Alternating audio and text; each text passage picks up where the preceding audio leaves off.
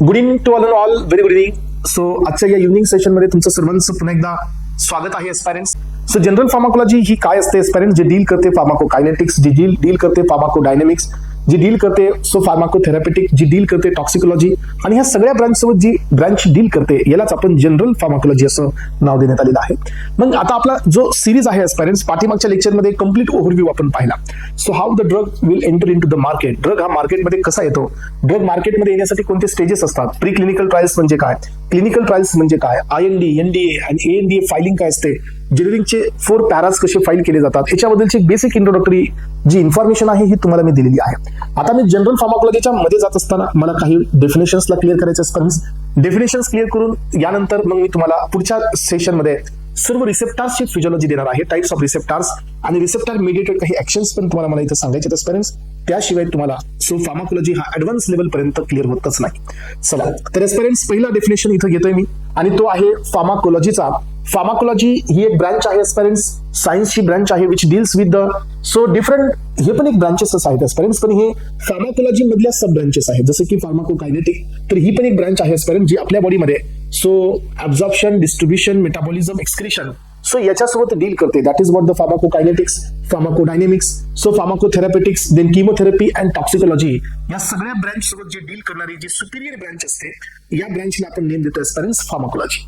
तर एस्पिरंट तुमच्या समोर मी काही सो डिस्कवरीचा पार्ट हे थोडासा रिप्रेझेंट करत आहे की डिस्कवरीमध्ये कोणते कोणते बीट्स हे एक्झामला येऊ शकतात. सो या बेसिसवरती हा चार्ट बनवण्यात आलेला आहे एस्पिरंट्स. तर हा चार्ट थोडासा रिमेंबर करण्याचा प्रयत्न करा. सर्व यामध्ये जे पॉइंट्स आहेत हे इम्पॉर्टंट आहेत. सो ओस्टवॉल Schmiedeberg, so he is and the father of he was and the father of the pharmacology. Then Ramnath Chopra, father of Indian pharmacology. Then Sir James Black, the father of modern pharmacology. Then Hippocrates, that is, so he was the father of medicine. Professor William Proctor, हे आहेत father of pharmacy. Then Professor Mahadevalal Shroff, लक्षात घ्या. So हा question बऱ्यापैकी बऱ्याच exam मध्ये विचारला जातो. सो यांनी सगळ्यात पहिल्यांदा फार्मसी एज्युकेशन इनिशिएट केलं होतं. सो हिंदू बनारस युनिव्हर्सिटीमध्ये, BHU मध्ये, सो बनारस हिंदू युनिव्हर्सिटीमध्ये इन 1937 मध्ये. त्यामुळे he was considered as a father of Indian pharmacy. So त्यामुळे असं इथं देण्यात आलेलं आहे. सो लुईस हेबर्ग हा जो आहे सो हा first pharmacist. Then Galen first physician. Then Clark theory, लक्षात घ्या क्लार्क थेरी ही रिप्रेझेंट करते occupation of the receptors. Receptor हे ॲगोनिस्ट किंवा या ठिकाणी अँटागोनिस्टनी कसे ऑक्युपाय केले जातात याबद्दलचं कम्प्लीट एक्सप्लेनेशन ह्या क्लार्क थेरीने दिलेलं आहे.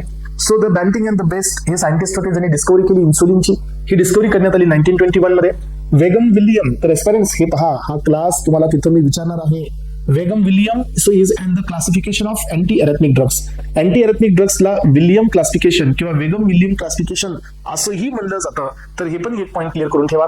देन तुमचा पाऊल अर्लिच आहे aspirants. So he was coin the term of the chemotherapy. Then so vasomotor reversal of Dale, तर हे एस्पिरंट्स सो डॉक्टर डेल यांनी काय केलं आपल्या बॉडीमध्ये बायफेजिक रिस्पॉन्स हा डेमॉन्स्ट्रेट केला की एक सिंगल न्यूरो ट्रान्समीटर आपल्या बॉडीवरती बायफेजिक रिस्पॉन्स शो करतो. जसं की एखादा नॉर ॲड्रेनालिन असेल सो किंवा एखादा ॲड्रेनालिन असेल तर तो आपल्या सो हार्टवरती तो या ठिकाणी कॉन्ट्रॅक्शनचं काम करतो एस्पिरंट्स, आणि he is responsible for the increasing the blood pressure. पण हाच जो ॲड्रेनालिन आहे हा ब्लड वेसलवरती गेला तर तो वेझोडायलेशनचं काम करतो, आणि हे vasodilation leads to the hypotension, blood pressure कमी करतो. म्हणजे काय, एक न्यूरो ट्रान्समीटर एका सिस्टम मध्ये सो 2 इफेक्ट देतो, आणि याला नाव द्यायचं बायफेजिक रिस्पॉन्स. आणि that was demonstrated by doctor Dale. And doctor Dale reversal phenomenon पण याला म्हणलं जातं. आणि हा जो फिनॉमिनॉन आहे हा रिप्रेझेंट केला with the help of ergot derivative. So ergotamine हे अल्फा 1 ब्लॉकर्स असतात एस्पिरंट्स, नॉन सिलेक्टिव्ह, यांचा वापर करून हा इफेक्ट डेमॉन्स्ट्रेट करण्यात आला होता. यानंतर vitamin B12, it is also known as the extrinsic factor for the absorption. हे कॅस्टल फॅक्टर असतं जे की रिक्वायर्ड असतं absorption of the vitamin B12 from the GAT. Then Alexander Fleming so discovered the penicillin. Then Selman so Weizmann so discovered the streptomycin. Gerhard Domag, so लक्षात घ्या हा पण एक महत्त्वाचा पॉइंट आहे. सो जेरहार्ड डोमेग हा जो सायंटिस्ट एस्पिरंट्स यांनी डिस्कवरी केली anti microbial effect of the prontosil dye. Prontosil dye जी असते तर यांच्यापासून एक सल्फोनामाइड एक मॉइडी तयार होते. त्यामुळे हा डोमेग जो असतो यांनी अँटी मायक्रोबियल इफेक्ट इथं आयडेंटिफाय केला, आणि हा अँटी मायक्रोबियल इफेक्ट होती सो प्रोटॉन्सिल रेड डाय होती ज्याच्यापासून सल्फोनामाइड्सला बनवण्यात आलं. यानंतर पहा डॉक्टर एडवर्ड जेनर, सो ही डिस्कवरी ऑफ द वॅक्सिनेशन, आणि याला फादर ऑफ वॅक्सिनेशन पण म्हणलेलं आहे एस्पिरंट्स. फर्स्ट लोकल अॅनेस्थेटिक हा कोकेन आहे. फर्स्ट IV अॅनेस्थेटिक थायोपेंटेन आहे. तर लक्षात ठेवा हा जो एक अॅनेस्थेटिक आहे हा जो आपण याला जनरल अनेस्थेटिक म्हणतो एस्पिरंट्स, हा सर्व जनरल अनेस्थेटिक मध्ये सर्वात जास्त लिपोफिलिक अनेस्थेटिक आहे. याची लिपोफिलिसिटी खूप फास्ट असते. क्विकली हा सेंट्रल नर्वस सिस्टम मध्ये डिस्ट्रीब्यूट होतो आणि that is why this thiopentone is also used as a rape drug. त्यामुळे याचा यूज इथं पण असा मिसयूज केला जातो. First drug for the schizophrenia that is chlorpromazine. Then first ACE inhibitor that is teprotide. Then next first oral ACE inhibitor captopril. So first and fibrinolytic that is streptokinase, first antibiotic penicillin, and first anti-TB that is the para-amino salicylic acid. It means PAS. तर एवढे सगळे components आहेत. हे झालं basic हिस्ट्रीचा part एस्पिरंट्स. So यानंतर आता आपण चाललेले आहोत इंडिव्हिज्युअल डेफिनेशन्स कडे. येस, याच्यानंतर आपण कुठे जाणार आहोत सांगा? तर यानंतर आपल्याला जायचं एस्पिरंट्स इंडिव्हिज्युअल डेफिनेशन्स कडे. सो यामध्ये पहिली डेफिनेशन तुमच्या समोर घेऊन येतोय आणि so this is called as a essential drugs. So aspirants सांगा मला इसेन्शियल म्हणजे काय? इसेन्शियल याचा अर्थ असा असतो खूप जास्त गरजेचे. हा, ज्यांना आपण इसेन्शियल म्हणतो यांना आपण बेसिक नीड्स पण म्हणतो. तुम्हाला माहिती आहे की बेसिक नीड्स आपल्या काय आहेत? तसं आपल्याकडे आता नाउ डेज आपल्याला कंटिन्युअसली सो जी लाईफ आहे ही बऱ्याच जणांची लाईफ ही कंटिन्युअसली मेडिसिनवरती डिपेंड आहे. सो यामध्ये आपण इथं पाहतोय की जो तुमचा हा जो या ठिकाणी इसेन्शियल ड्रग आहे हा काय सांगतो? तर इसेन्शियल ड्रग असा असतो की जो प्रायोरिटी हेल्थचे जे रिक्वायरमेंट्स असतात, जे प्रायोरिटी हेल्थ असते आपली, त्यांना जो फुलफिल करतो, तर त्या ड्रग्सला आपण कन्सिडर करत असतो एस्पिरंट्स इसेन्शियल ड्रग्स. पहा, ही डेफिनेशन थोडंसं लक्ष देऊन ऐका एस्पिरंट्स. WHO हॅज डिफाइंड, WHO ने ही डेफिनेशन डिफाइन केली. And this definition is known as the essential drug or the medicines, those that satisfy the priority healthcare needs of the population. पॉप्युलेशनचे जे priority health care needs असतात, जसं की प्रायोरिटीमध्ये fever आहे, प्रायोरिटीमध्ये bacterial infection आहे, प्रायोरिटीमध्ये saline solution आहे, प्रायोरिटीमध्ये ज्या continuously लागणाऱ्या गोष्टी आहेत एस्पिरंट्स त्या जो फुलफिल करेल तर ते मेडिसिन्स असतात एस्पिरंट्स. यांना आपण इसेन्शियल मेडिसिन्स असं म्हणतो. हे इसेन्शियल मेडिसिन तुम्ही असे सिलेक्ट करा ज्यांच्याकडे इफिकसी गुड आहे.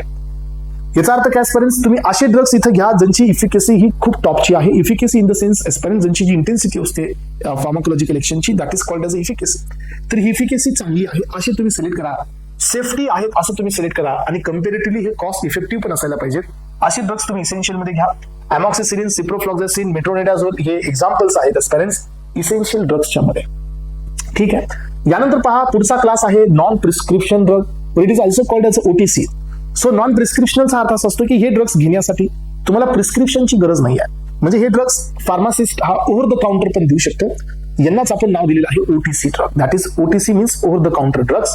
सो हे पहा, there are few drugs like a simple analgesic. So antacid, laxatives, vitamins, ferrous salts हे जे ड्रग्स असतात एस्पिरंट्स, सो जे सिम्पल ड्रग्स आहेत, पेन किलर असतील, अँटासिड असतील, विटामिनचे ड्रग्स असतील, so these are considered relatively less किंवा harmless and can be procured without prescription. आणि हे आपल्यासाठी घातक परिणाम नाही देते. त्यामुळे यांना देण्यासाठी गव्हर्नमेंटचा कुठल्याही प्रकारचं ऑब्जेक्शन नाही आहे. तुम्ही हे ड्रग्स विदाउट प्रिस्क्रिप्शन देऊ शकता. याच्यामध्ये पॅरासिटामॉल आला, ऍस्पिरिन आला, अँटासिड मध्ये सगळ्या प्रकारचे अँटासिड्स असतील. तर हे पहा, तर यांना आपण म्हणत असतो over the counter drug. This are the non prescription or the OTC drugs. So can be sold even the it is just like a glossary. हा, तर यांना आपण सो जसं व्हेजिटेबल्स विकले जातात तशा पद्धतीने आपण विकू शकतो. कोणत्याही प्रकारचा स्ट्रिंजंट याच्यावरती कंट्रोल नसतो. त्यामुळे हे OTC ड्रग्स असतात एस्पिरंट्स. यानंतर पहा पुढचा अजून एक इम्पॉर्टंट डेफिनेशन आला आणि दॅट इज ऑर्फन ड्रग. तर एस्पिरंट्स आतापर्यंत आपण फक्त ह्यांना ऐकलेलं असतं, पण आता तुम्हाला वेळ आलेली आहे की हे पॉईंट्स तुम्हाला क्रिस्टल क्लिअर करावे लागतात आणि क्रिस्टल क्लिअर केल्याशिवाय तुम्हाला पुढे जाता पण येत नाही. ऑर्फन ड्रगचा अर्थ असा असतो एस्पिरंट्स असे ड्रग्स जे रिअर डिसीज साठी वापरले जातात. हे पहा, ऑर्फन ड्रग्स म्हणजे काय? The drugs or the biological products so for diagnosis, treatment और prevention of the rare disease और द कंडिशन और more common disease which there no reasonable expectation that cost of the developing and the marketing it will be covered from the sales of the drug. याचा अर्थ काय सांगा? याचा अर्थ आहे एस्पिरंट्स की ऑर्फन ड्रग हे कोणते ड्रग्स असतात ज्यांना रिअर डिसीज साठी वापरलं जातं. तुम्हाला माहिती आहे रिअर डिसीज म्हणजे कोण? So pneumonia, covid, so then malaria, then TB. Is this real disease? No, हे रिअल डिसीज नाही आहे. हे आपण पाहतो हे कॉमन डिसीज आहे. पण एस्पिरंट्स तुम्ही म्युकॉरमायकोसिस हा एक डिसीज ऐकलाय. कोविडमध्ये म्युकॉरमायकोसिस हा डिसीज तुम्ही ऐकलेला आहे. हा एक रिअल डिसीज आहे. रिअल याचा अर्थ काय की हे सगळ्या पॉप्युलेशन मध्ये नाही पाहिला. मग आता सांगा एस्पिरंट्स की जर हा डिसीज मस्क्युलर डिस्ट्रॉफी हा रिअल डिसीज आहे, याचा अर्थ काय की असे डिसीज जे की सो रिअरली काही पॉप्युलेशनला अफेक्ट करतात, मग यांच्यावरती कंपनींना सो जास्त इन्व्हेस्टमेंट करून त्याचं प्रॉफिट मिळत नाही. अलग लक्षात, जास्त इन्व्हेस्टमेंट करून त्याचं प्रॉफिट मिळत नाही. मग त्या केसमध्ये कंपनी यांना काही सूट देते ह्या ड्रग्सला. सो थोडं एक्सटेन्शन देतं, मार्केट एक्सक्लुझिव्हिटीचं एक्सटेन्शन मिळतं या ऑर्फन ड्रग्सला. आणि तुम्हाला माहिती आहे सुद्धा सो जे रिअर डिसीज वरती बनवले जातात हे पण ऑर्फन असतात, किंवा असेही ड्रग्स एस्पायरंट जे मार्केटमध्ये बनवले गेले पण जे पैसे कंपनीने इन्व्हेस्ट केले ते त्यांना वापस रिटर्न मिळाले नाहीत, ड्रगच्या सेलिंग नंतर त्यांचं कॅपिटल त्यांना वापस मिळालं नाही, अशाही ड्रग्सला आपण रिअर डिसीज म्हणतो, सॉरी ऑर्फन ड्रग्स म्हणतो. असेही जे ड्रग्स असतात एस्पिरंट्स यांना आपण ऑर्फन ड्रग हे कन्सिडर करत असतो. हे पहा, सो याच्यामध्ये मग आपण हे पाहतो की हे पहा, no reasonable expectation that cost of the developing and the marketing will be recovered from the sales of the drug. या ड्रगचं सेलिंग करून मार्केटिंग करून ती कॉस्ट वापस येण्याचा चान्स नाही आपल्याला, तर तो ड्रग हा ऑर्फन ड्रग कन्सिडर केला जातो. तर एस्पिरंट्स एक्झाम्पल लक्षात ठेवा, सोडियम नायट्रेट हा या ठिकाणी ऑर्फन ड्रग आहे, फोमेपिझोल हा पण ऑर्फन ड्रग आहे, लिपोझोमल एम्फोटेरेसिन बी हा म्युकोरमायकोसिस साठी वापरण्यात आला होता, पहा एम्फोटेरेसिन बी, तर हा पण या ठिकाणी ऑर्फन ड्रग आहे. सो मिल्टेफोसिन, रिफाब्युटिन, सोमॅट्रोफिन, सो डिगॉक्झिन, इम्युनफॅब ही डिगॉक्झिनची अँटीबॉडी असते, आणि तो लास्ट वाला आहे लायोथायोनिन म्हणजे विटामिन T3 आहे. तर हे सगळे कोणते ड्रग्स आहेत एस्पिरंट्स, तर हे ऑर्फन ड्रग्स आहेत, यांना आपण रिअर डिसीज साठी वापरतो, जे डिसीज कॉमनली नसतात. चला यानंतरचा एस्पिरंट्स अजून एक क्लास आहे तुमच्या समोर ड्रगचा, आणि तो आहे hit and run drugs. So aspirants अजून एक क्लास आहे आणि याला नाव देण्यात आलं हिट अँड रन ड्रग्स. याचा अर्थ हे ड्रग आपल्या बॉडीमध्ये जातात, सो ऍब्झॉर्प्शन होतं, डिस्ट्रीब्युशन होतं, आणि ते साईट ऑफ ऍक्शनला पोहोचतात. साईट ऑफ ऍक्शनला पोहोचल्यानंतर टार्गेटला हिट करतात, हिट इन द सेन्स की टार्गेट सोबत बाइंड होतात आणि फार्माकोलॉजिकल ऍक्शन्स देतात. आणि जसं त्यांनी फार्माकोलॉजिकल ऍक्शन दिल्या आणि फार्माकोलॉजिकल ऍक्शन शो केल्याच्या नंतर इमिडिएटली ते बॉडीच्या बाहेर एक्सक्रीट होत असतात. यांना आपण नाव देत असतो hit and run drugs. Hit in the sense action and excretion. मग या ड्रगचा कॉमन प्रॉब्लेम काय असतो सांगा? या ड्रगचा कॉमन प्रॉब्लेम असतो तो म्हणजे शॉर्ट ड्युरेशन ऑफ ऍक्शन. या ड्रगचा कॉमन प्रॉब्लेम काय आहे? Short duration of action. Aspirants, these are the drugs which persist a very short time and the effect vanished after the short time of the drug that do not require. Yes, so या drug साठी तुम्हाला TDM करायची पण गरज लागत नाही, therapeutic dose drug monitoring पण करायची गरज नाही, कारण हे ड्रग्सचा जो ड्युरेशन ऑफ ऍक्शन असतो तो खूप शॉर्ट असतो, तो बॉडीमध्ये जातात आणि ते ऍक्शन देतात आणि ऍक्शन दाखवल्यानंतर ते इमिडिएटली बॉडीच्या बाहेर एक्सक्रीट आउट होत असतात. यांना आपण नाव देत असतो हिट अँड रन ड्रग्स. मग यांच्यामध्ये एक्झाम्पल्स कोण आहेत? तर आपल्याकडे मोनो अमायनो ऑक्सिडेज हा एन्झाईम आहे, याचे इनहिबिटर्स. ओमेप्राझोल हा प्रोटॉन पंप इनहिबिटर आहे. रिझरपाइन हा VMAT2 इनहिबिटर आहे, जो अँटी हायपरटेन्सिव्ह आहे. आणि गॉनेथिडीन जो आहे एस्पिरंट्स, तर हा पण रिलीज इनहिबिटर आहे. तर एवढे ड्रग्स हे आपले इथं कव्हर केले जातात कशामध्ये? हिट अँड रन ड्रग्स मध्ये. ओके एस्पिरंट्स, तर या डेफिनेशननी तुम्ही इथं तुमचे पॉइंट्स क्लिअर करून घेण्याचा प्रयत्न करून घ्या. सो हे सगळे बीट्स तुम्हाला 1 by 1 या ठिकाणी क्लिअर होईलच पाहिजे एस्पिरंट्स. सो आता आपण चाललोय नेक्स्ट डेफिनेशन कडे, that is called as a pharmacokinetics. So आतापर्यंत आपण नॉर्मली पाहत आलो, तर आता पुढे चाललोय आपण फार्माकोकायनेटिक्स कडे. तुम्हाला मी पाठीमागच्या लेक्चरमध्ये पण सांगितलं की जसा ड्रग हा आपल्या स्टमक मध्ये डिझॉल्व्ह होतो, सो ड्रग डिझॉल्युशनच्या नंतर ऍब्झॉर्प्शन कोण करतं? तर बॉडी करते. डिस्ट्रीब्युशन कोण करतं? तर बॉडी करते. मेटाबॉलिझम कोण करतं? तर बॉडी करतं. आणि एक्सक्रिशन कोण करतं? तर बॉडीच करते. तर एस्पिरंट्स, बॉडीमध्ये ऍब्झॉर्प्शन, डिस्ट्रीब्युशन, मेटाबॉलिझम आणि एक्सक्रिशन ह्या सगळ्या प्रोसेस बॉडी परफॉर्म करते. दॅट इज वाय हा जो क्लास आला आपला तो कोणता आला सांगा? फार्माकोकायनेटिक्स. अर्थ असा असतो what the body does to the drug, म्हणजे काय बॉडीने ड्रग सोबत काय केलं. मग आता आपण हे पाहिलं, this refers to the movement of the drug. ड्रगची मुवमेंट होते एस्पिरंट्स बॉडीमध्ये, and alteration of the drug by the body. So ड्रगचं येस अल्टरेशन म्हणजे चेंज होतो, मेटाबॉलिझम नंतरचा फॉर्म बी बदलतो, मुवमेंट होते, फॉर्म बदलतो, बॉडीच्या बाहेर जातो. It includes the absorption, distribution, binding असेल, लोकलायझेशन असेल, स्टोरेज असेल, मेटाबॉलिझम असेल and excretion of the drug. या एंटायर स्टेटमेंटला आपण नाव देतोय pharmacokinetics. फार्माकोकायनेटिक्स deals with the absorption, distribution, metabolism, excretion, plasma protein binding, drug storage असेल, ड्रगचं लोकलायझेशन असेल, हे सगळ्या बॉडीच्या मुवमेंट्स आहेत एस्पिरंट्स. यामध्ये ड्रगनी काहीही नाही केलेलं आहे, हे सगळं बॉडीने ऑपरेट केलंय. अँड दॅट इज वाय आपण फर्स्ट स्टेटमेंट काय दिलं? What body does to the drug. So बॉडीने ड्रग सोबत काय केलं याला आपण नाव देतो फार्माकोकायनेटिक्स. इथं हे सो कायनेसिस याचा अर्थ असा असतो मुवमेंट, ही ड्रगची मुवमेंट होते. यानंतर पहा सेकंड वन आहे pharmacodynamics. It means the power. So dynamics it means the power. याचा अर्थ एस्पिरंट्स, जसा ड्रग हा आपल्या साईट ऑफ ऍक्शनला पोहोचतो, जसा ड्रग हा साईट ऑफ ऍक्शनला पोहोचतो aspirant, then he will binds with the receptor and he will activate the secondary messenger, आणि secondary messenger eventually responsible to show the pharmacological response. याचा अर्थ काय की ड्रग हा बॉडीमध्ये ऍक्शन देतोय. ही जी ऍक्शन आहे ही बॉडीची नाही आहे, ही जी ऍक्शन आहे ती ड्रगची आहे बॉडीच्या वरती, म्हणून हे डायनॅमिक आहे. डायनॅमिक्सचा अर्थ असा असतो की what drug does to the body. Yes, ड्रगने बॉडीवरती काय केलं याला नाव द्यायचं फार्माकोडायनॅमिक्स. ज्याच्यामध्ये मेकॅनिझम ऑफ ऍक्शन ही डिपेंड म्हणजे मेकॅनिझम ऑफ ऍक्शन कन्सिडर केली जाते. What drug does to the body It includes the physiological and the biochemical effect of the drug and their mechanism of action at organ, system, subcellular macro level किंवा macro molecular level वरती, cellular level वरती, subcellular level वरती, organ वरती जी mechanism of action मिळते किंवा जी physiological action मिळते ड्रगची, याला आपण नाव देत असतो फार्माको डायनॅमिक्स. मग आता याच्यामध्ये एक वंडरफुल एक्झाम्पल दिले पेरेंट्स. हे पहा, एक्झाम्पल आहे ऍड्रेनलिन. ऍड्रेनलिन हा ऍड्रेनर्जिक रिसेप्टर्स सोबत इंटरॅक्ट होतो, जीपीसीआर प्रोटीन ऍक्टिव्हेट होतात, सेल मेम्ब्रेन बाउंड वाला ऍडेनिन सायक्लेज ऍक्टिव्हेट होतो, मग बॉडीमध्ये सायक्लिक एएमपी जनरेट होतो. सायक्लिक एएमपी वाढल्यानंतर कार्डियक स्टिम्युलेट होतं एस्पेरेंट्स, ग्लायकोजिनोलायसिस होतं आणि बॉडी मधलं ग्लुकोज लेवल वाढतं. That is leads to be hyperglycaemia. म्हणजे काय की या तुमच्या ऍड्रेनलिनमुळे आपल्या बॉडीतील ब्लड ग्लुकोज लेवल वाढलेली आहे. मग हा एक झाला फार्माकोलॉजिकल ऍक्शन. म्हणून हे आहे फार्माकोडायनॅमिक. फार्माकोडायनॅमिक आणि फार्माकोकायनेटिक मध्ये असणारा मेजर अंतर लक्षात ठेवा, दोन्हीमध्ये डिफरन्स आहे. यानंतरची एस्पेरेंट्स डेफिनेशन आहे drug. So what is the meaning of drug? So drug is a single active chemical entity present in the medicine. Drug हा कोण असतो? तर कालच्या लेक्चरमध्ये तुम्हाला मी सांगितलं की ड्रग हा एक ऍक्टिव्ह फार्मास्युटिकल इन्ग्रेडियंट असतो, ज्याच्यामुळे आपल्या बॉडीमध्ये ऍक्शन आहे, ज्याच्यामुळे बॉडीमध्ये फार्माकोलॉजिकल इफेक्ट आहेत. यांनाच आपण नाव देत असतो active chemical ingredient and that is what the drug. हा डोसेस फॉर्म मध्ये असतो, medicine in the sense doses form, and it is used for diagnosis, prevention, treatment of the cure of the disease.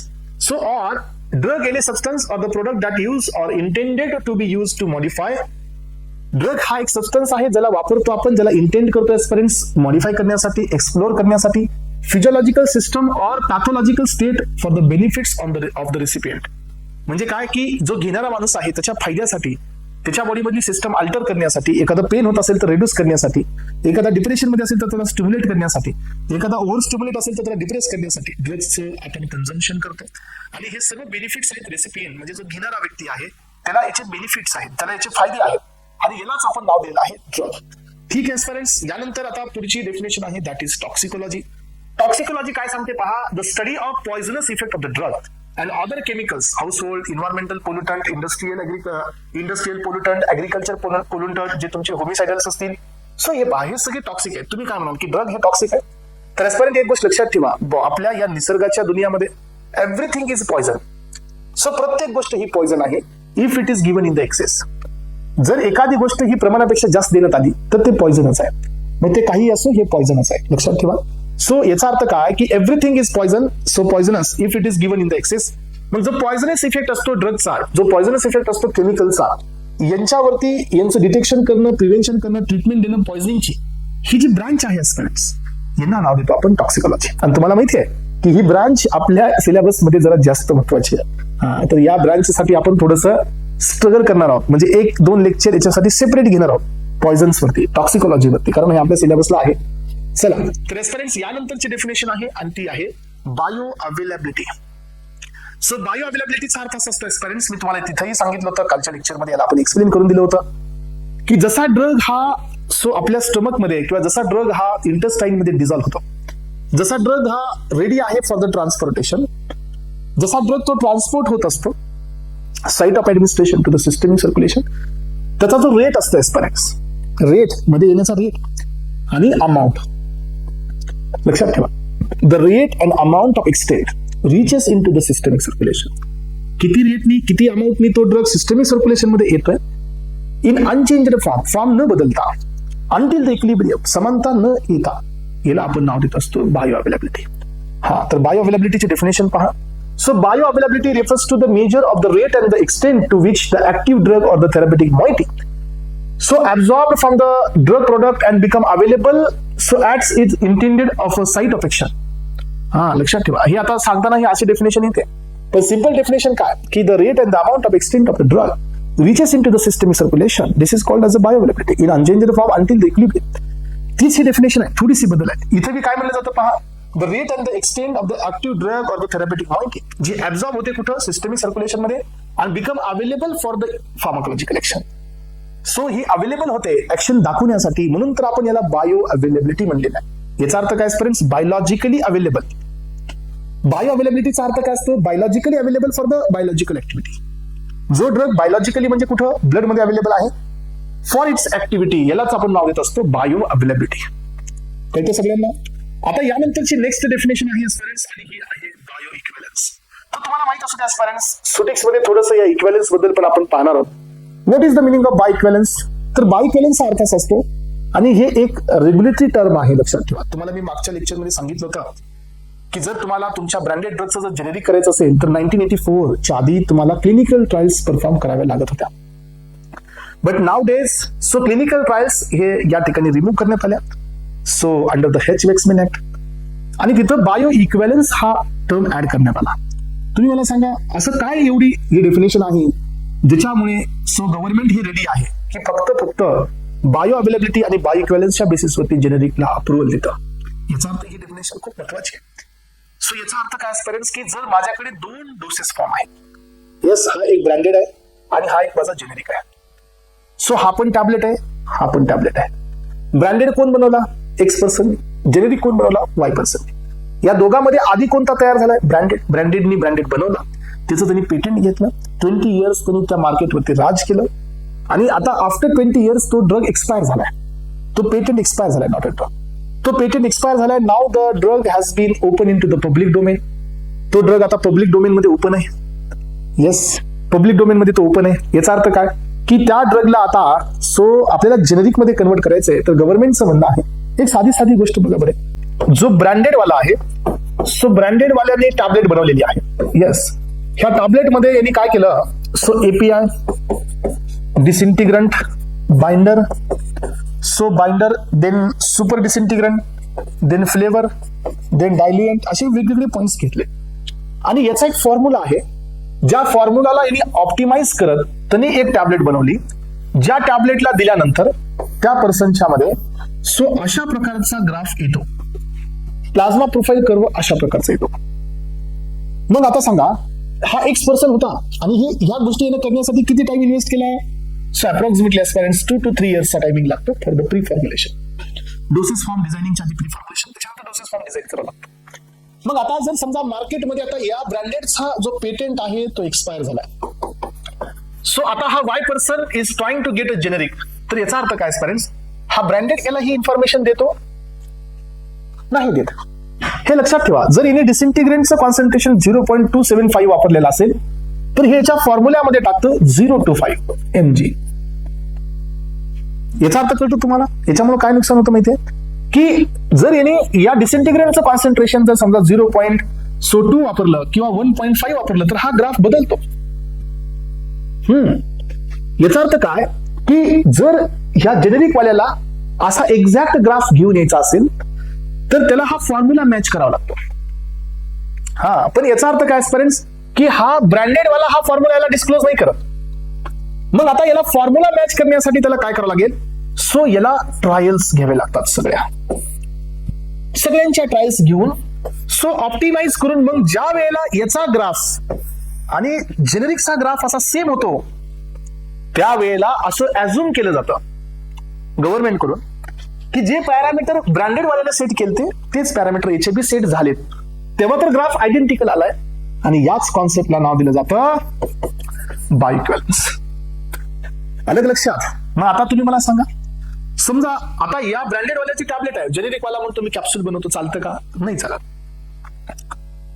No, नाही चालत. Branded वाल्याकडे binder X आहे तर तो म्हणतो मी दुसरं बाइंडर वापरतो, चालतं का? नाही चालत. याचा अर्थ काय की तुम्हाला करायचंय काय की 2 डोसेस फॉर्म घ्यायचे, 2 डोसेस फॉर्म घ्यायचे ऍस्पिरंट्स, एक हा आणि एक हा, same dose, same doses form. So फक्त 2 डोसेस घ्यायचे, म्हणजे वेगवेगळे 2 फॉर्म घ्यायचे, म्हणजे टॅबलेट ही बी टॅबलेट पण 2 घ्यायच्यात.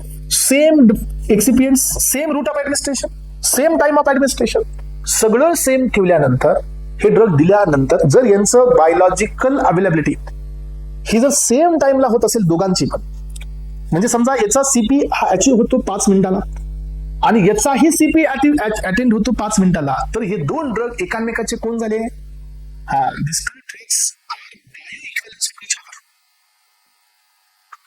समजते का सगळ्यांना? बायोइक्विव्हॅलन्स हा डेफिनेशन कोणासाठी आला? 2 डोसेस फॉर्म. सो यांच्यामध्ये सगळं सेम आहे, ड्रग सेम आहे, स्ट्रेन सेम आहे, डोस सेम आहे, time of administration, route of administration, excipient, everything हे सेम आहे.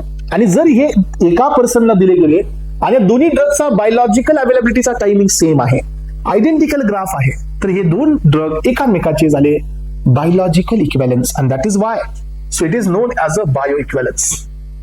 याच डेफिनेशनला आपण काय नाव दिलं ऍस्पिरंट्स? बायो इक्विव्हॅलन्स हे पहा aspirants, the bio equivalence the property where in two drugs with identical active ingredients.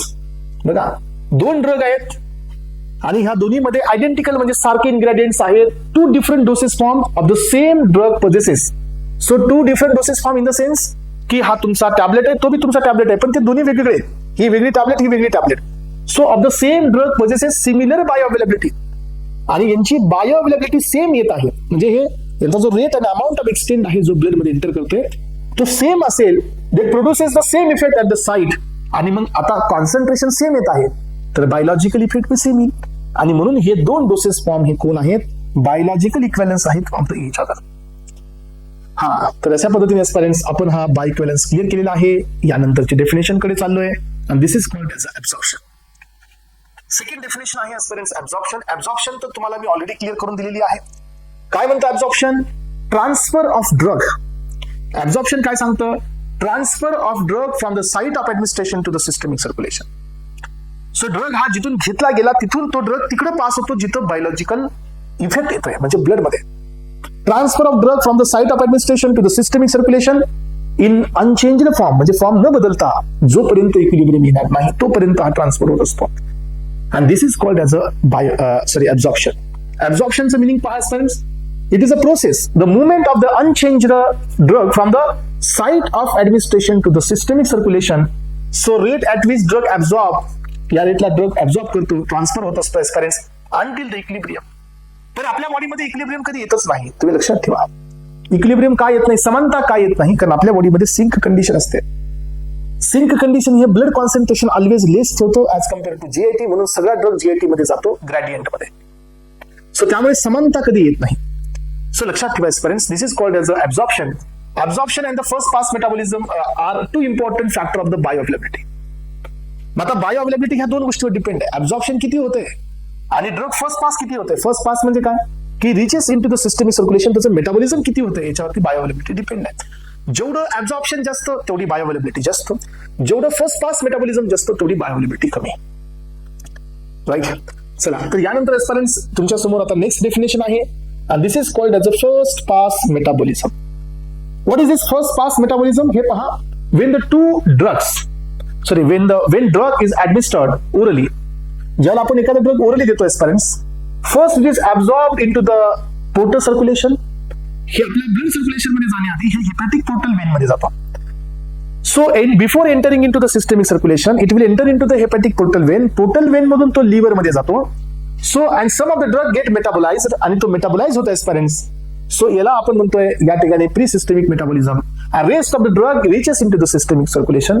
काही मेटाबोलाइज होतो आणि काही जो मेटाबोलाइज नाही झाला, जो लिव्हर मध्ये नाही गेला, तो ब्लड मध्ये जातो आणि याला नाव द्यायचं असतं aspirants first pass metabolism. First pass metabolism so it means की ड्रग हा रीच करण्याआधी, ब्लड मध्ये जाण्याआधी तो लिव्हर मध्ये जातो वाया हेपॅटिक पोर्टल वेन आणि तो मेटाबोलाइज होतो आणि then it will get excreted. And this is what the first pass metabolism. It is also called as a pre-systemic effect. Aspirants, काही हे फेमस ड्रग्स आहेत ज्यांचा फर्स्ट पास मेटाबॉलिझम असतो. Nitrates, hydrocortisone, lignocaine, propranolol. हा, तर एस्पिरंट्स आपल्या entire pharmacology मध्ये हा प्रोपॅनॉल आहे ज्याचा सगळ्यात जास्त फर्स्ट पास असतो. It means 30% drug first pass होतो. नायट्रेट्स म्हणजे कोण? नायट्रोग्लिसरीन. तुम्हाला माहिती आहे याचा जो रूट ऑफ ऍडमिनिस्ट्रेशन आहे हा सगळ्यांना माहिती आहे की हा सबलिंग्युअल रूटने दिला जातो. तर सबलिंग्युअल रूटने दिला जातो हा drug because of what? Yes, just because of the first pass metabolism. And salbutamol आहे जो ब्रोंकोडायलेटर आहे, मॉर्फिन आहे एस्पिरंट्स जो एनर्जेसिक आहे. तर हे सगळे ड्रग्स आहेत ज्यांचं एक्सटेन्सिव्ह फर्स्ट पास मेटाबॉलिझम आहे. त्यानंतर आता नेक्स्ट पॉइंट आहे डिस्ट्रीब्युशन, की जसा ड्रग हा सिस्टमिक सर्क्युलेशन मध्ये एंटर करेल. C this is in the blood. So drug हा सिस्टमिक सर्क्युलेशन मध्ये आल्यानंतर इथे पहिली पॉसिबिलिटी आहे की हा ड्रग फ्री स्टेट मध्ये असेल. तुम्ही मला सांगा की ह्या ड्रगची फ्री स्टेट आहे तर हा ड्रग इथून इथे येऊ शकतो आणि हा ड्रग याच्यासोबत पार्टिशन बनवू शकतो. ही एक बायोलॉजिकल मेम्ब्रेन आहे आणि याच्या पुढे तुमचा सेल आहे. हा ड्रग इथून डिफ्यूज कधी होऊ शकतो एस्पिरंट्स की ही मेम्ब्रेन लिपिड सोल्युबल आहे. ही लिपिडची मेम्ब्रेन आहे. आणि जर समजा एस्पिरंट्स हा ड्रग या ठिकाणी हायड्रोफिलिक असेल तर मेम्ब्रेन लिपोफिलिक, ड्रग हायड्रोफिलिक, तर याचं इथून जो डिफ्युजन आहे ते होणार नाही. मग आता आपण डिस्ट्रीब्युशन म्हणजे काय? Transfer of drug from one compartment to the another. आणि हे ट्रान्सपोर्ट रिव्हर्सिबल असतो. त्यामुळे हा ड्रग ब्लड मधून टिश्यू मध्ये गेला की यालाच आपण नाव देत असतो डिस्ट्रीब्युशन. आणि जो जातो व्हॉल्यूम त्यालाच आपण देतो नाव व्हॉल्यूम ऑफ डिस्ट्रीब्युशन. मग आता इथं आपल्या लक्षात ठेवायचं की जर हायड्रोफिलिक असेल तर व्हॉल्यूम ऑफ डिस्ट्रीब्युशन कमी असतो. जर हा ड्रग लिपोफिलिक आहे आणि मेम्ब्रेन तर लिपोफिलिकच असणार आहे तर याचं डिस्ट्रीब्युशन फास्ट होतं. याच्यावरती आपण एक स्टेटमेंट देऊ शकतो काय की volume of distribution is directly proportional to the lipophilicity. जेवढा ड्रग लिपोफिलिक आहे तेवढं ऍब्झॉर्प्शन फास्ट, डिस्ट्रीब्युशन फास्ट, आणि जेवढं हायड्रोफिलिसिटी आहे तेवढं तो जात नाही, म्हणजे व्हॉल्यूम ऑफ डिस्ट्रीब्युशन कमी. हे दोन पॅरामीटर इथे झाले. यानंतर पहा पेरेंट्स की जसा ड्रग तुमचा फ्री आहे तर तो जातो. सेकंड पॉइंट, हा ड्रग या ठिकाणी आपल्या ब्लड मध्ये असणाऱ्या प्रोटीन्सला बाइंड होतो, ही पण एक पॉसिबिलिटी आहे. मग हा ड्रग बाउंड फॉर्म मध्ये आला, याचा अर्थ जर बाउंड आहे तर याला क्रॉस करणार नाही, even though it is lipophilic. जरी हा लिपोफिलिक असेल तरी क्रॉस करणार नाही. Because of what? Because of the high molecular weight. त्याच्यामुळे याचा अर्थ काय की इथं आपण पुढचं स्टेटमेंट घेऊया, प्लाझ्मा प्रोटीन बाइंडिंग तर व्हॉल्यूम ऑफ डिस्ट्रीब्युशन कमी. जेवढी प्लाझ्मा प्रोटीनची बाइंडिंग जास्त असेल तेवढं व्हॉल्यूम ऑफ डिस्ट्रीब्युशन एस्पेरेंट्स कमी असेल. यानंतर पहा, हा प्लाझ्मा प्रोटीनला बाउंड आहे तर एस्पेरेंट्स हा ऍक्शन पण देणार नाही आहे. येस, लक्षात ठेवा, कारण ऍक्शन देण्यासाठी याला डिफ्यूज व्हावं लागेल, त्याच्यानंतर तो ऍक्शन देईल. किंवा जरी इथं लोकलला रिसेप्टर असेल एस्पेरेंट्स तर हा रिसेप्टर याला ऍक्सेप्ट करतो, या दोघालाही नाही. याचा अर्थ काय एस्पेरेंट्स, प्लाझ्मा प्रोटीन बाइंडिंग असेल देन नो फार्माकोलॉजिकल ऍक्शन. कुठल्याही प्रकारची फार्माकोलॉजिकल ऍक्शन नाहीये. येस, कुठल्याही प्रकारची काय नाहीये, फार्माकोलॉजिकल ऍक्शन नाहीये. ड्रग प्लाझ्मा प्रोटीन सोबत बाउंड असतो त्यावेळेला तो इनॅक्टिव्ह असतो. आता थर्ड इम्पॉर्टंट बीट काय याच्यासोबत एस्पेरेंट्स की जर हा प्लाझ्मा प्रोटीनला बाउंड आहे आणि see this is my enzyme जो या ड्रगला मेटाबोलाइज करतोय, if it is in the bound state does he able to metabolize? No, because enzyme will follow lock and key law. Enzyme जर याला बाइंड होणार असेल तर हे याच्यापासून डिसोसिएट झालं पाहिजे. याचा अर्थ काय एस्पेरेंट्स की जर तुमचा ड्रग हा प्लाझ्मा प्रोटीनला बाउंड असेल तर एस्पेरेंट्स याचं मेटाबॉलिझम पण होत नाही. मग सांगा मला, मेटाबॉलिझम होत नाही तर एस्पेरेंट्स याचं काय कमी होतं? एक्सक्रीशन कमी होतं. एक्सक्रीशन कमी होतं तर एस्पेरेंट्स काय वाढते? बॉडी मधली ड्युरेशन ऑफ एक्शन वाढते आणि यानंतर एस्पेरेंट्स आपल्या बॉडीतलं क्लिअरन्स पण कमी होतो. ड्रग हा बॉडीच्या बाहेर क्लिअर होत नाही, तो बॉडीमध्येच राहतो, प्लाझ्मा प्रोटीनला बाउंड आहे. आणि या ठिकाणी एस्पेरेंट्स प्लाझ्मा प्रोटीनचे सिग्निफिकन्स झाले. आता काही जणांना हा क्वेश्चन असेल एस्पेरेंट्स की ड्रग हा प्लाझ्मा प्रोटीनला बाउंड आहे, मग हा असाच राहतो का? नाही, लक्षात घ्या. सो आता माझ्याकडे 100 mg ड्रग इथं ब्लड मध्ये आहे. सो फॉर एक्झाम्पल 80 mg हा बाउंड आहे. किती mg आहे? 80. 20 mg फ्री आहे. तर 20 mg हा ऍक्शन देतो, ऍक्शन नंतर हा मेटाबोलाइज होतो, मेटाबोलाइज झाल्यानंतर हा एक्सक्रीट होतो. एक्सक्रीट झाल्यानंतर एस्पेरेंट फ्री कॉन्सन्ट्रेशन किती झालं? 0 झालं की इथून वापस 20 mg रिलीज होतो, म्हणजे 20 mg इथून पुन्हा डिसोसिएट होतो. म्हणूनच aspirants plasma protein binding will act as a reservoir. Plasma protein binding will act as a reservoir. हा स्लोली ड्रगला डिसोसिएट करतो आणि ऍक्शन ही एक्सटेंड करतो, म्हणून ड्युरेशन ऑफ ऍक्शन जास्त असते.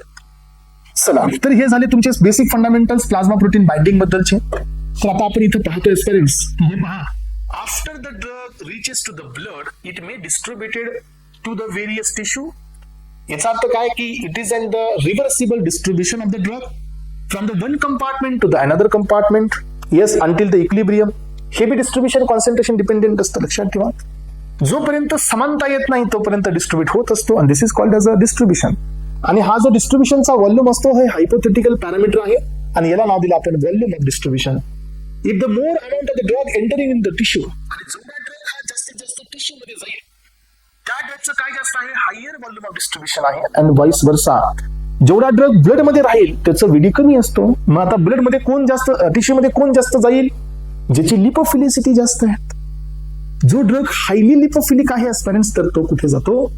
टिश्यू मध्ये, त्याचा व्हीडी जास्त असतो. ज्याचं लो लिपोफिलिसिटी असते म्हणजे ग्रेटर हायड्रोफिलिसिटी असते त्याचं डिस्ट्रीब्युशन होत नाही, म्हणजे त्याचा व्हीडी कमी असतो. So it depends on the several factor. Volume of distribution depends on the several factor, that is lipid solubility and plasma protein binding. अजून एक फॅक्टर होता एस्पेरेंट, that is molecular weight. If the lipophilicity is more, then volume of distribution is also more. If the hydrophilicity is more, then volume of distribution less. If the molecular weight is more, then volume of distribution is less. If the plasma protein binding is more, then volume of distribution is less. हे आपण पाहिलं सगळ्यांनी, है ना. आणि plasma protein binding हा phenomenon इथं संपलेला आहे. आता नेक्स्ट फिनॉमिनन आहे हाफ लाईफ. ओके एस्पिरंट्स, तर हाफ लाईफ काय असते सांगा. तर हाफ लाईफचा मिनिंग असतो एस्पिरंट्स की जसा ड्रग हा ब्लड मध्ये पोहोचतोय आफ्टर द कम्प्लीट ऍब्झॉर्प्शन. समजा आफ्टर द कम्प्लीट ऍब्झॉर्प्शन ड्रगचं कॉन्सन्ट्रेशन हे 100 mg आहे. आता ते 100 mg कॉन्सन्ट्रेशन 50 mg होण्यासाठी किती टाइम लागतो? म्हणजे काय, जे तुमचं मॅक्सिमम कॉन्सन्ट्रेशन आहे ते त्याच्या 50% ला रिड्यूस होण्यासाठी how much time required, that is called as a t half. Yes, लक्षात आलं का सगळ्यांच्या? पहा, so it is a time required to reduce the plasma concentration to half of its original value. Original value किती होती? 100 mg. आता 50 mg काय, त्याची हाफ. मग 50 mg होण्यासाठी किती टाइम लागतो, that is called half value. So किंवा आपण हाफ लाईफ असं म्हणतो. सो इफ मेटाबॉलिझम इज मोर, आता तुम्ही लक्षात ठेवा, हे प्लाझ्मा प्रोटीन बाइंडिंगवर डिपेंड आहे, हे व्हॉल्यूम ऑफ डिस्ट्रीब्युशनवर डिपेंड आहे, आणि हे मेटाबॉलिझम वरती पण डिपेंड आहे. बघा आता जर लक्षात आहे का, हे पहा एस्पिरंट्स. सो जसं तुम्हाला लक्षात आलं की जो मेटाबॉलिझम आहे ते कुठं आहे? लिव्हर मध्ये. सो पण ड्रग जो आहे तो तुमचा कुठं आहे? टिश्यू मध्ये. ड्रग टिश्यू मध्ये का आहे? Volume of distribution. मग आता मला सांगा की ज्याचा व्हीडी जास्त आहे तो ड्रग लिव्हर मध्ये आहे का? नाही, तो टिश्यू मध्ये आहे. आणि जोपर्यंत तो वापस ब्लड मध्ये नाही जाणार, then he will enter into the liver, then it will get metabolize. आणि जो टिश्यू मध्ये आहे तो बॉडीच्या बाहेर पण जाणार नाही. बॉडीच्या बाहेर नाही जाणार तर त्याचा सीपी कमी होणारच नाही. याचा अर्थ काय पेरेंट्स, की ज्याचा व्हॉल्यूम ऑफ डिस्ट्रीब्युशन जास्त असतो त्याचा टी हाफ किंवा हाफ लाईफ पण जास्त असते. म्हणजे अर्धा कॉन्सन्ट्रेशन होण्यासाठी समजा 100 mg आहे तर याचं 50 mg होण्यासाठी 1 तासाच्या जागी 2 तास लागतात.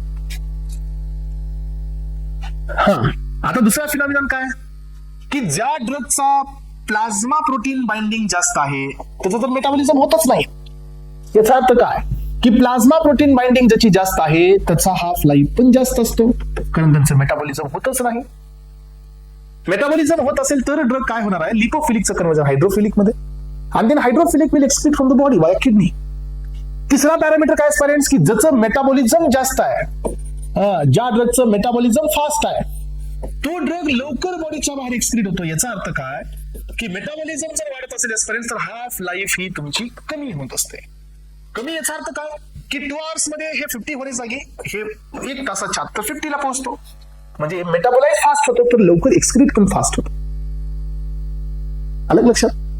म्हणून बघा, मेटाबॉलिझम मुळे हाफ लाईफ कमी होते, प्लाझ्मा प्रोटीन बाइंडिंग मुळे हाफ लाईफ वाढते, आणि प्लाझ्मा व्हॉल्यूम ऑफ डिस्ट्रीब्युशन मुळे पण हाफ लाईफ वाढते. मग आता हाफ लाईफ वाढली तर एस्पिरंट्स काय वाढलं? मग ड्युरेशन ऑफ ऍक्शन वाढली. येस, ड्युरेशन ऑफ ऍक्शन वाढते. आणि काय कमी होतो? बॉडीतून बाहेर जाण्याचा रेट कमी होतो, म्हणजे क्लिअरन्स कमी होतो. ज्याची हाफ लाईफ जास्त आहे त्याचा ड्युरेशन ऑफ ऍक्शन पण जास्त आहे. ड्युरेशन ऑफ ऍक्शन जास्त आहे त्याचं क्लिअरन्स कमी आहे. ज्याची हाफ लाईफ जास्त आहे त्याचा ड्युरेशन ऑफ ऍक्शन, ज्याची हाफ लाईफ कमी आहे आणि मेटाबॉलिझम फास्ट आहे, सो त्याचं ड्युरेशन ऑफ ऍक्शन शॉर्ट आहे. ड्युरेशन ऑफ ऍक्शन शॉर्ट आहे तर याचं क्लिअरन्स फास्ट आहे, म्हणजे जास्त आहे. हा पॉइंट तुमचा क्लिअर झाला. हाफ लाईफचा metabolism is more then half life is less, vice वर्सा.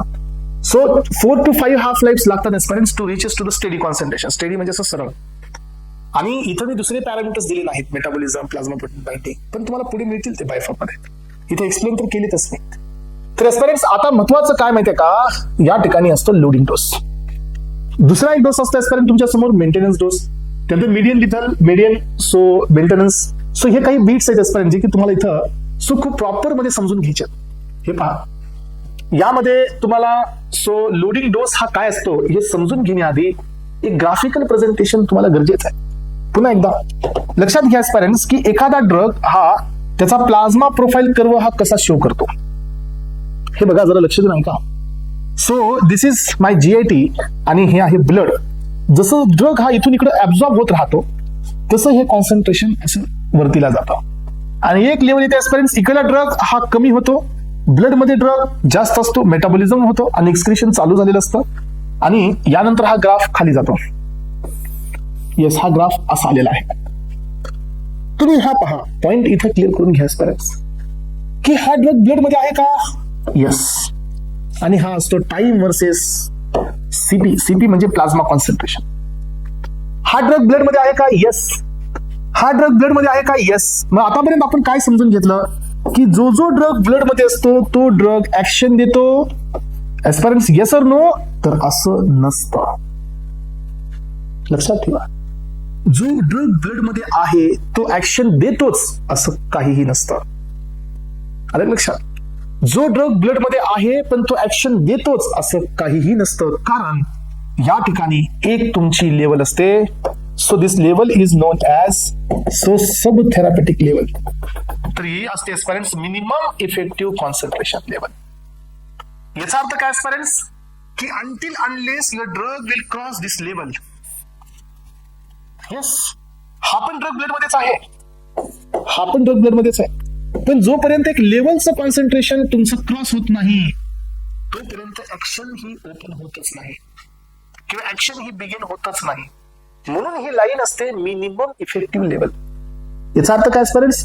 Minimum concentration required to elicit the pharmacological action. म्हणून जो पॉइंट, या पॉइंटला, ज्या पॉइंटला ही लाईन क्रॉस होते हे असतो onset of action. Onset of action it means aspirants beginning of pharmacological action. Beginning of pharmacological action म्हणजे इथं ऍक्शन सुरू होते. मग आता याच्या खाली ड्रग तर ब्लड मध्ये आहे पण ऍक्शन नाही आहे. याचा अर्थ काय? की इथपर्यंत मिनिमम कॉन्सन्ट्रेशन रिक्वायर्ड आहे ऍक्शन देण्यासाठी. मिनिमम कॉन्सन्ट्रेशन रिक्वायर्ड ऍक्शन देण्यासाठी, otherwise it is own possible to show the action. मग आता यानंतर जसं इथं मिनिमम सेफ्टी लेवल आहे तसंच इथं तुमची मॅक्सिमम सेफ्टी लेवल बी आहे. मॅक्सिमम सेफ्टी कॉन्सन्ट्रेशन म्हणजे इथून इफेक्ट सुरू झाला, हा इफेक्ट चालू आहे, हा इफेक्ट मिळतोय, इथून तो खाली येतोय, पुन्हा इथं बंद होतो. कारण कॉन्सन्ट्रेशन पुन्हा कुठेच केलंय?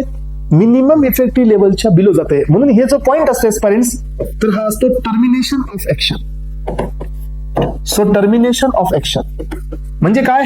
की ही duration of action, onset of action, ही टर्मिनेशन ऑफ ऍक्शन, या दोघांच्या मधला जो गॅप असतो म्हणजे हा सगळा, तर हा असतो ड्युरेशन ऑफ ऍक्शन. येस. मग आता पहा, जर एस्पायरंट्स माझा ड्रग जास्त कॉन्सन्ट्रेशन मध्ये आहे आणि तरी ही लेवल क्रॉस केली, या लेवलला गेला, तर इथं आपल्याला मिळतो टॉक्सिक इफेक्ट. कारण ही लेवल असते मॅक्सिमम सेफ. मॅक्सिमम सेफ याच्यावरती गेला तर काय मिळेल? टॉक्सिक. अलग लक्षात? That is what maximum safety concentration.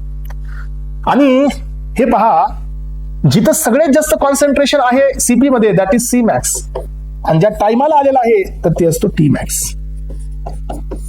So या फेज मध्ये ऍब्झॉर्प्शन फास्ट आहे एक्सक्रिशन पेक्षा. इथे एक्सक्रिशन इक्वल्स टू ऍब्झॉर्प्शन आहे, इथे एक्सक्रिशन फास्ट आहे ऍब्झॉर्प्शन पेक्षा. म्हणून तर ग्राफ खाली चाललाय. Yes, this is intensity of action. ही इंटेन्सिटी आहे onset of action, termination of action, duration of action, toxic level. आणि हे लक्षात ठेवा एस्पायरंट्स, हे असतो तुमचा या दोघांच्या मधला गॅप असतो. दिस इज युअर थेरापेटिक इंडेक्स. लक्षात ठेवा, हाला थेरापेटिक इंडेक्स. आणि जो ड्रग ब्लड मध्ये जातो पण या लेवलला क्रॉस नाही करत, तो इथूनच बाहेर पडतो एस्पायरंट्स, तर ही असते sub therapeutic level. Yes, this is what the sub therapeutic level. Sub therapeutic level it means की drug has enter in to the system circulation but it own crosses minimum effective concentration. त्यामुळे तो blood मध्ये येतोय पण कोणत्याही प्रकारची action न देता तो बाहेर जातोय. येस, आता पहा, मग आता तुम्हाला लक्षात आलं की हे सगळे पॅरामीटर्स खूप इम्पॉर्टंट आहेत. सी मॅक्स, टी मॅक्स, याला नाव द्यायचं plasma profile curve. This is also called as a dose response curve, DRC. This is also called as a concentration response curve, CRC. आणि हे सगळे याचे पॅरामीटर्स आहेत. मग आता तुम्ही पहा एस्पायरंट्स, की जर माझ्या ड्रगला जर ऍक्शन द्यायची असेल थेरापेटिक, तर काय पाहिजे? की कॉन्सन्ट्रेशन याच्या अबाव पाहिजे आणि कॉन्सन्ट्रेशन याच्या बिलो पाहिजे. then I will get the pharmacological action. Okay, I will get the therapeutic effect, otherwise no effect. जर खाली राहतोय तर नो इफेक्ट, आणि जर वरती जातो तर टॉक्सिक इफेक्ट. मग आता तुम्ही पहा या ठिकाणी, सो मी माझा डोस देतोय समजा 500 mg. हा, I am giving a dose 500 mg. आणि लक्षात घ्या स्टुडंट्स, या 500 mg मध्ये सो 300 mg हा ब्लड मध्ये पोहोचतोय. 300 mg हा ब्लड मध्ये पोहोचतोय. आणि सो हे आहे माझं टार्गेट, जिथं मला ड्रग पाठवायचा आहे. आणि हे दुसरे जे टिश्यूज असतात एस्पिरंट्स हे नॉन टार्गेटेड असतात. पण तुम्हाला काय वाटतं की ड्रग फक्त टार्गेटकडे जातो? नाही, तो नॉन टार्गेटकडे पण जातो. बरोबर आहे.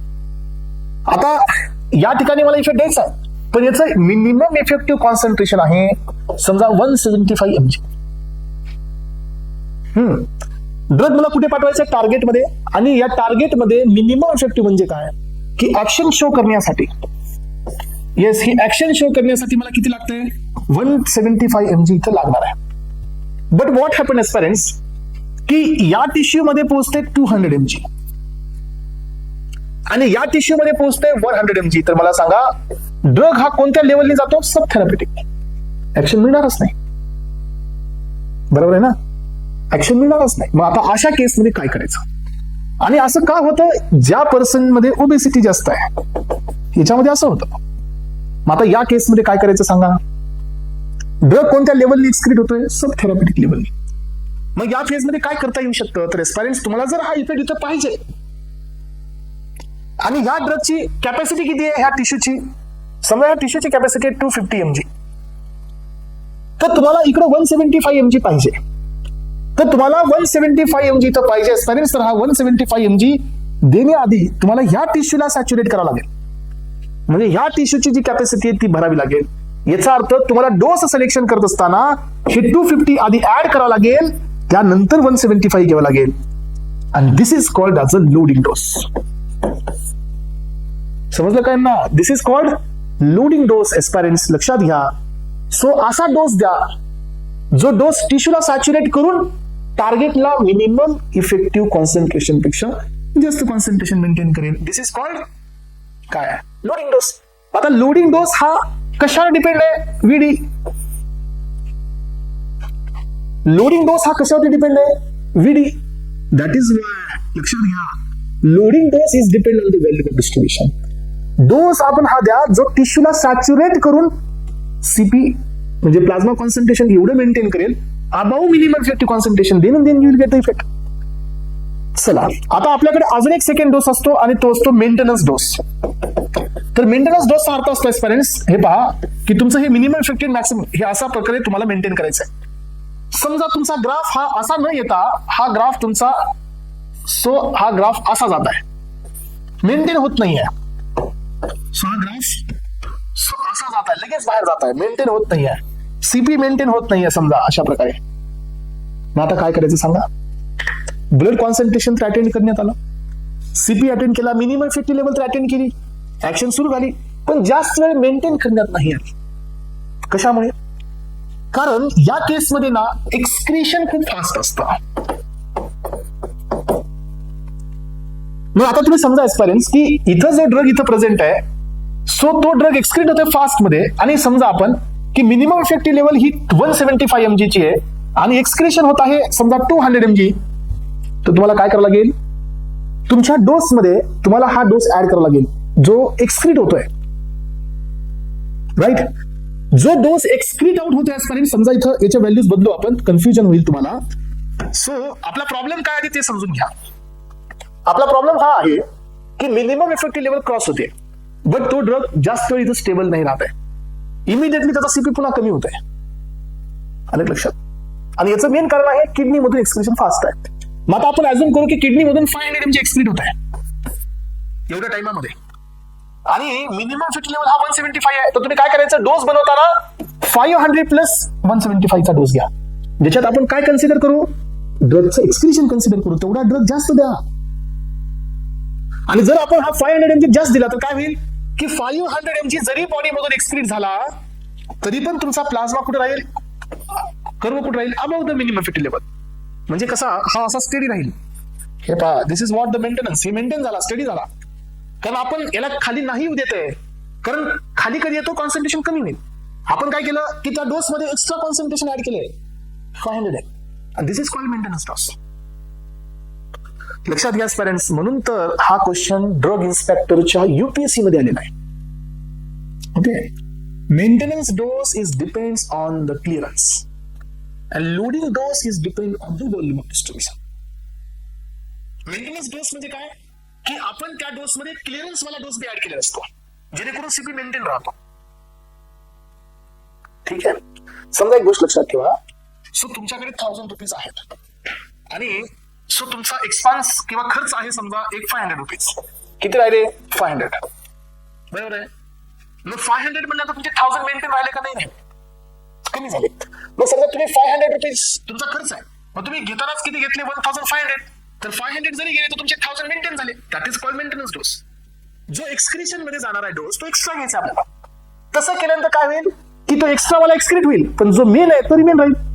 दिस इज कॉल्ड मेंटेनन्स. आणि लोडिंग डोस म्हणजे काय? जो टिश्यू मध्ये जाणार आहे नॉन टार्गेटेड तो एक्स्ट्रा घ्या. म्हणजे जो ड्रग टिश्यू मध्ये गेल्यानंतरही तुमचा मेन डोस कुठे राहील? सीपी मध्ये. That is called as a loading dose.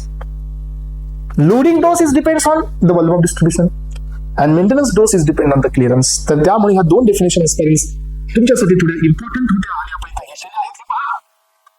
So loading dose, a single or a few quickly repeated doses given in the beginning to attend the CP rapidly. So mainly used for the having the long T-half and the large volume of distribution. It is given to load or the saturate to the tissue. बघा, हा drug तुम्ही तो dose असतो ज्या डोसला सगळे tissue saturate होतात, further volume distribution होणार नाही आणि फर्दर व्हिडिओ होणार नाही. त्यावेळेला तो ड्रग तो कुठे राहील? सीपी मध्ये. That is what it is called as a loading dose आणि it is mainly depends on the volume of distribution. याचा फॉर्म्युला आहे loading dose is equal to CP into V. V stand for volume upon F. F stand for bio availability. यानंतर आहे maintenance dose. तर एस्पायरन्स maintenance dose काय असतो सांगा? तर maintenance dose म्हणजे काय? A dose is one that to be repeated at the specific interval after attending the target CP to maintain the concentration in balanced way. So तुम्ही काय करताय की एक इंटरवल नंतर डोस ऍड करत जाताय. समजा आता तुमचा सीपी इथे गेलाय, मग त्याच्यातून काही ड्रग एक्सक्रीट झालाय, पुन्हा तुम्ही तो डोस द्या, वापस तो तिथे येईल. मग हा जो डोस तुम्ही रिपीट दिला, पुन्हा ऍड केला to maintain the CP. This is called maintenance dose. समजते सगळ्यांना? समजा हा सीपी इथं आहे, यातला 50 mg खाली आला म्हणजे गेला, तर तो ग्राफ खाली येईल. पुन्हा 50 ऍड केला, पुन्हा ग्राफ तिथं जाईल. मग 50 mg हा काय झाला? एव्हरी इंटरवल आपण 50-50 देत चालले. दिस इज कॉल्ड मेंटेनन्स डोस. जो डोस देऊन आपण कॉन्सन्ट्रेशन स्टेडी मेंटेन करतोय. आणि लक्षात ठेवायचं, मग हा किती खाली येणार आहे डिपेंड कशावर आहे? 50 ने खाली येणार आहे का 150 ने खाली येणार आहे का 250 ने खाली येणार आहे? हे डिपेंड आहे क्लिअरन्स किती आहे. म्हणून हा जो मेंटेनन्स डोस असतो, मेंटेनन्स डोस क्लिअरन्स वरती डिपेंड असतो. Maintenance dose is equal to clearance into the target plasma concentration. आणि हा असतो इम्पॉर्टंट वाला, हा इथं क्लिअर करण्यात आला स्टुडंट्स. आता पुढे 2 डोस आहेत. यातील पहिला आहे मेडियन इफेक्टिव्ह डोस ED50 आणि दुसरा असतो ELD50. तर आता हे पण 2 पॉइंट आहेत जे की तुम्हाला थोडंसं लक्ष देऊन ऐकायचं आहे स्टुडंट्स. तुम्ही मला सांगा इफेक्टिव्ह म्हणजे काय? लक्ष देऊन ऐका, कारण हे 2 पॉइंट पुन्हा एकदा कन्फ्युजन करणारे असतात आणि आपल्याला हे लक्षात येतच नाही नेमकं काय चाललंय जर आपलं लक्ष नसेल तर. हे पहा, आता मी इफेक्टिव्ह डोस सांगतो. इफेक्टिव्ह डोस याचा अर्थ एस्पिरन्स की मी एक डोस देतोय, ज्या डोसनी समजा इथं 100% पॉप्युलेशन आहे, तर इफेक्ट मिळतोय मला 100% पॉप्युलेशन वरती. काय सांगितलं मी? येस, इफेक्टिव्ह डोस म्हणजे काय की माझ्याकडे डोस आहे, ज्या डोसला 100% पॉप्युलेशन वरती मला 100% इफेक्ट मिळतो. That is my effective dose. मग आता तुम्ही मला सांगा, जर माझ्याकडे 10 mg डोस असेल, 20 mg डोस असेल, 30 mg डोस असेल, 40 mg डोस असेल आणि 50 mg डोस असेल, सो ह्या सगळ्यांचा इफेक्ट माझा 100% आहे. याचा बी 100% आहे, याचा बी 100% आहे, याचा बी 100% आहे, याचा बी 100% आहे, याचा बी 100% आहे. मग आता तुम्ही मला सांगा, या सगळ्या डोस मधला सगळ्यात पोटंट डोस कोणता? Which one is potent? Yes, simply aspirants. या सगळ्यामध्ये पोटंट आहे 10 mg. गुड, हा पोटंट आहे. कारण का? येस, कारण हा 10 mg मध्ये इफेक्ट किती? 100. 20 म्हणजे 100, इफेक्ट वाढला नाही, इफेक्ट तेवढा पण याचा डोस वाढला, म्हणजे याला 20 ला तेवढाच इफेक्ट देण्यासाठी 10 mg एक्स्ट्रा द्यावं लागला. याचा अर्थ 10 mg इज मोर पोटंट. मग आता आपण काय पाहतो? ईडी नाही पाहतो, आता आपण पाहिलं ED50. ED50 चा अर्थ असा असतो एस्पिरन्स की जो डोस आहे, जो किती % वरती इफेक्ट देतो? 50% इफेक्ट देतोय, त्याला म्हणायचं ED50. हा, ED म्हणजे काय? 100% वरती इफेक्ट. ED50 म्हणजे काय? सो 50% वरती इफेक्ट. मग आता पहा, मग आता इथं तुम्ही लक्षात घ्या की जर माझ्याकडे आता 10 mg ED50 आहे, सो 20 mg त्याचा इफेक्ट पण ED50 आहे, 50 आहे, 30 mg पण 50% इफेक्ट आहे. त्याच्यातला पोटंट कोण? तर हा पोटंट आहे. याचा अर्थ एस्पिरन्स की जसं तुमचा ED50 वाढत चाललाय तसं तुमची पोटन्सी कमी होत चालली आहे. हा, ED50 वाढतो तर काय होत कमी होत जाते, पोटन्सी कमी होत जाते. बघा, ED50 म्हणजे काय की मीडियम इफेक्टिव्ह डोस, म्हणजे असा डोस की जो 50% पॉप्युलेशन वरती इफेक्ट देतोय. मग तो 10 mg असू शकतो, तो 20, 30, 40 पण असू शकतो. मग आता 20 mg ED50 म्हणजे काय की त्याचे 40 mg दिल्यानंतर 50% मध्ये इफेक्ट आहे, याचा अर्थ ते लेस पोटंट आहे. ED50 10 mg म्हणजे काय की 10 mg मध्ये 50% वर इफेक्ट आहे, याचा अर्थ ही मोर पोटंट आहे. कारण का कमीत कमी अमाऊंट मध्ये 50% इफेक्ट आहे. म्हणून पहा, if the ED50 is more then potency would be less. कळलं सगळ्यांना? हा, आता दुसरी गोष्ट पहा, आपल्याकडे सेकंड टर्म आहे दॅट इज LD50. तर हा लिथल डोस असतो. लिथल डोस म्हणजे काय पॅरेंट्स की जिथं तुम्ही ह्या डोसचा वापर केल्यानंतर, सो हा डोसचा वापर केल्यानंतर 50% पॉप्युलेशनची डेथ होते. लिथल डोस, लिथल डोस म्हणजे तो डोस असतो ज्या डोसला पॉप्युलेशनची डेथ होते.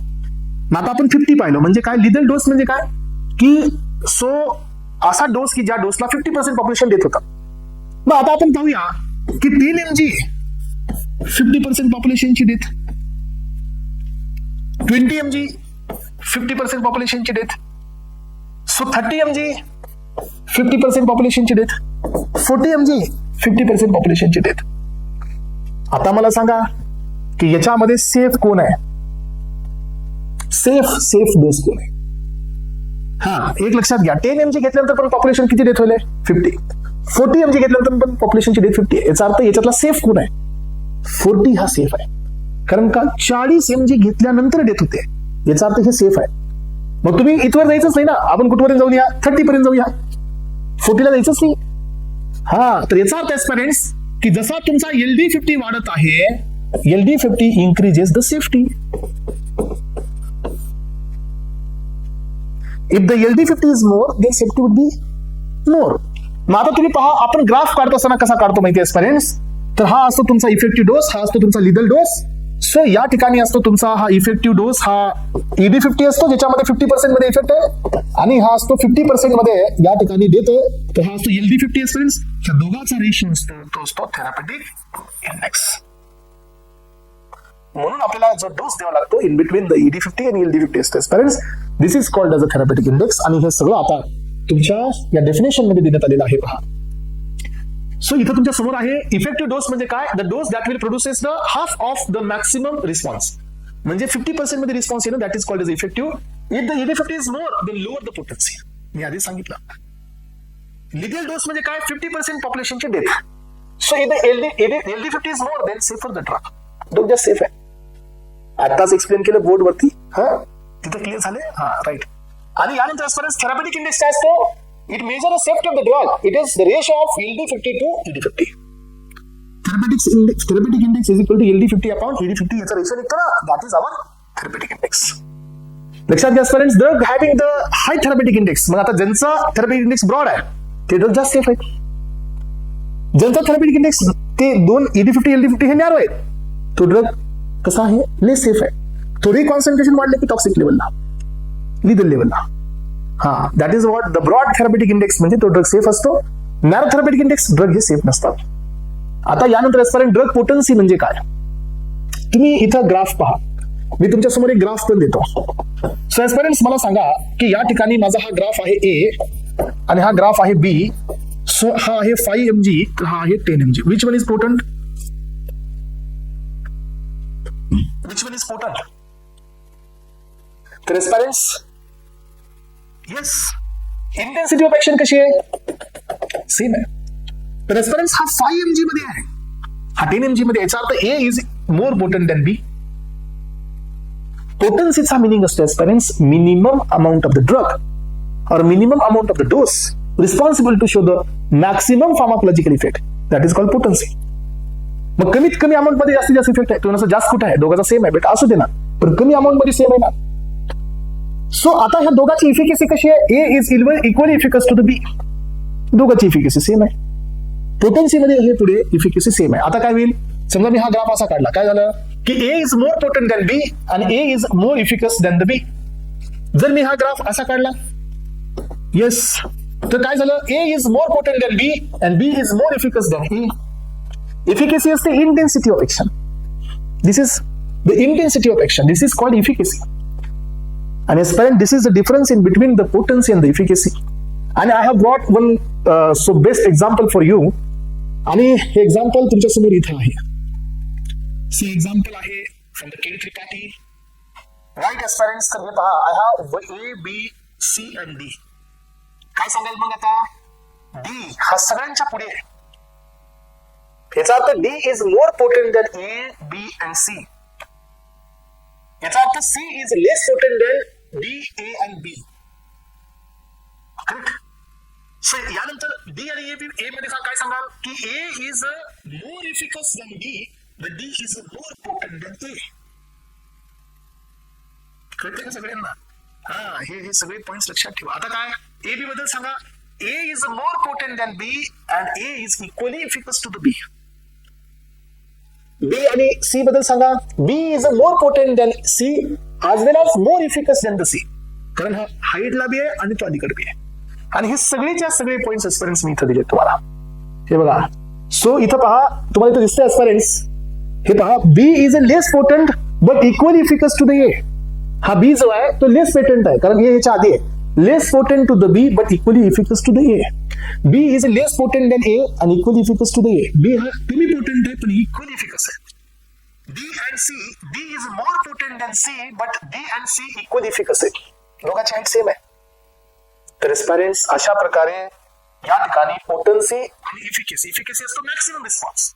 आणि पोटेन्सी काय असते? लोअर डोस मध्ये maximum response. This is called potency. आणि जेवढा ड्रग पोटंट असेल तर ग्राफ कुठे शिफ्ट होतो? या साईडला. म्हणजे potency will shift the graph to the right side, left side. Left साइडला शिफ्ट होत असतो पोटेन्सीमुळे. आणि हे सगळेच्या सगळे पॉइंट्स एस्पिरन्स तुमच्यासाठी इम्पॉर्टंट आहेत. आणि या लेक्चरमध्ये आपण सो हे जनरल फार्माकोलॉजी मध्ये असणारं एक कम्प्लीट इंट्रोडक्शन आजच्या लेक्चरमध्ये पाहिलेलं आहे.